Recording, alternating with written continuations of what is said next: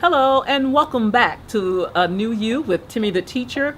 Mr. Lang is still here with me. If you were joining us last week, you saw part one of such a great discussion on the millionaire mindset, and we just couldn't do it in one part.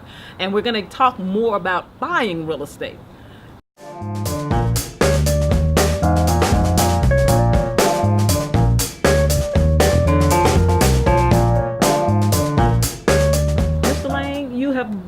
Made many purchases in real estate, and I know your strategy, especially talking to a first time, someone who's considering buying property for the first time.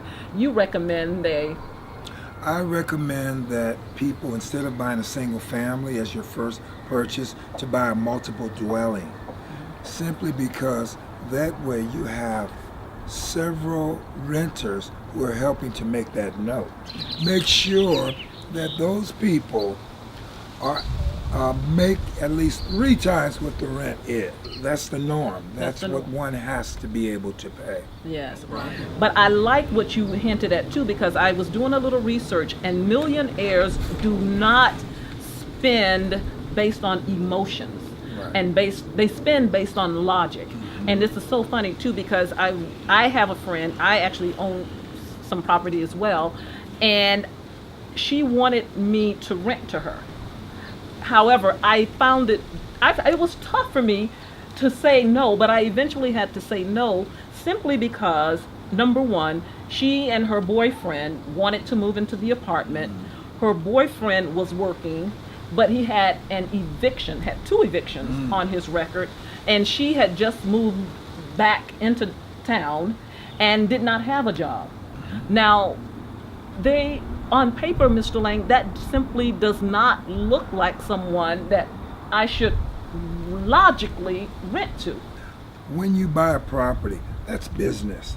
You're making business decisions, and you rent to people based upon that they fit certain criteria. Right. And I also think people need to understand the risks involved in buying real estate too. Yes. Because if you are not, again, screening your tenants carefully, if you have not budgeted properly, as you said before, because things happen.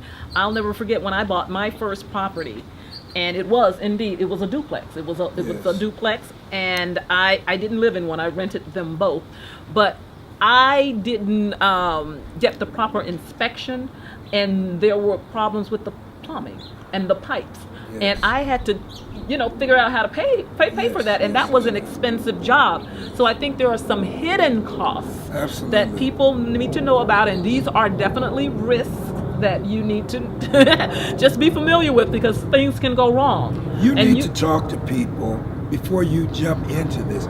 Talk to someone who's been in the business. At the time that you buy the property, you may not have found a tenant yet. So then you may need to have 3 months income, 6 months set aside to pay the mortgage while you're looking for tenants. Absolutely. You know what? Real estate is still a great investment, but you also have to understand that there's a lot of risks involved. You also have to understand that there's a lot of management involved. There's a lot of work involved in making sure that these little details are adhered to, or that they're taken care of. Yes. Yeah. And that brings up the point of property management.